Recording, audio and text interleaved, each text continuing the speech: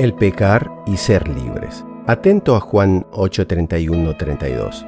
Entonces Jesús dijo a los judíos que habían creído en él: si ustedes permanecen en mi palabra, serán verdaderamente mis discípulos y conocerán la verdad, y la verdad los hará libres.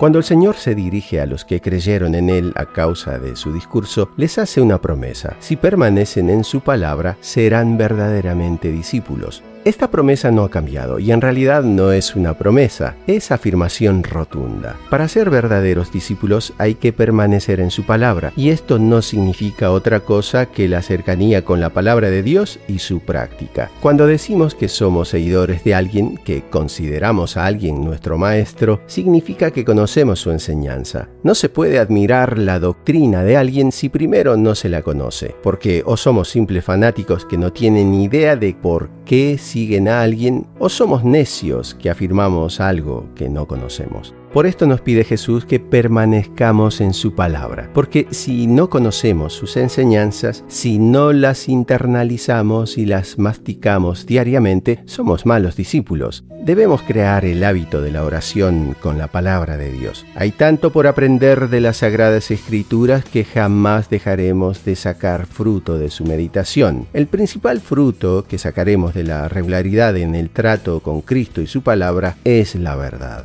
No hay mentira en las Sagradas Escrituras, porque proceden de Dios. Y si buscamos que nuestra vida se rija por su enseñanza, nos estaremos rigiendo por la verdad. Esta verdad nos dará la libertad, que proviene de los que obran según la voluntad de Dios. Muchos confunden la libertad con libertinaje, sin tener que consultar con nadie ni respondiendo por alguien. La verdadera libertad es hacer lo correcto. De esta manera sentiremos gozo de saber que obramos de acuerdo a la voluntad de Dios. Recuerda que el pecado esclaviza al hombre. Juan 8:34 dice: Jesús les respondió: de cierto les digo, que todo aquel que comete pecado, esclavo es del pecado. Si cumplir la palabra de Dios nos da libertad, el pecado nos la quita. ¿Por qué es esto? Porque el pecado crea una inclinación cada vez más fuerte que nos debilita y hace que las caídas sean más frecuentes. Nuestro corazón se endurece de a poco. La voz de Dios se va callando. No porque Dios pierda poder.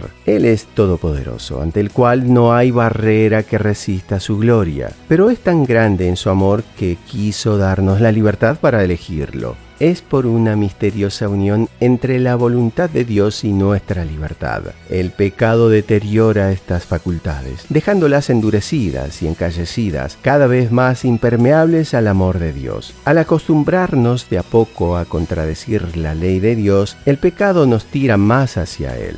El enemigo nos va tendiendo un lazo, en el cual cada vez es más fácil caer. En el Salmo 119, 97, 98, el salmista expresa la felicidad que se halla en meditar la palabra de Dios. Oh, cuánto amo tu ley. Todo el día ella es mi meditación. Me has hecho más sabio que mis enemigos con tus mandamientos, porque siempre están conmigo. Nosotros queremos ser verdaderos discípulos de Cristo. Queremos permanecer en su amor. El Maestro nos enseña que para hacerlo es necesario estar cerca de su enseñanza. La palabra de Dios nos dará libertad en nuestras obras, ya que buscaremos hacerlas según su voluntad. Piénsalo.